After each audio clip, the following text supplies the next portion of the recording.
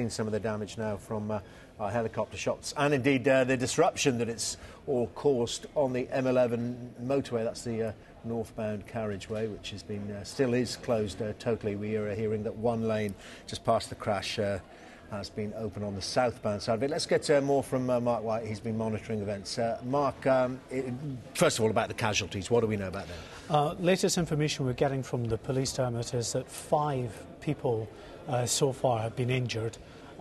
We know that 3 people were trapped. 2 people on that bus there were trapped. You can see some of the seats that have been taken out by the fire and rescue services as they set about trying to free the 2 people trapped on the coach. There was also one person trapped in a car that had been involved in this accident. Altogether, 3 lorries, 1 bus, that bus, and 4 cars were involved in the crash just around 10 o'clock this morning.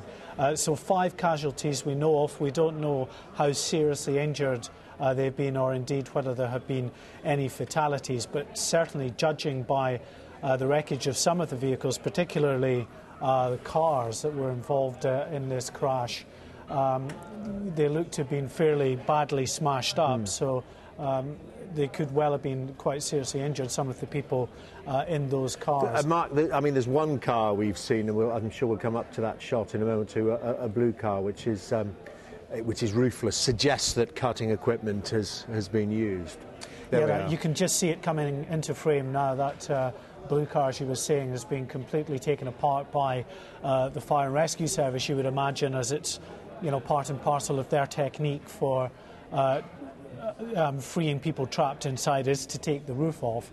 But even some of the lorries, and they're obviously better protected than the cars, have had quite a smash as well. So a very significant accident, and something we're told that's likely to block the M11 motorway for several hours yet. You can see the tailbacks there, absolute gridlock going back for several miles on that very busy motorway heading up into Cambridgeshire. I mean, all thoughts, of course, with the injured people affected directly by the crash, but clearly it's beside or just north of, isn't it, that major airport in Stansted Airport, so people who may be travelling today should take that into consideration. Yeah, well, it's obviously it's a very busy motorway anyway, given its location to Stansted, so yeah, the police say that the diversions will be in operation for some time, so before setting out, certainly avoid that area if you can.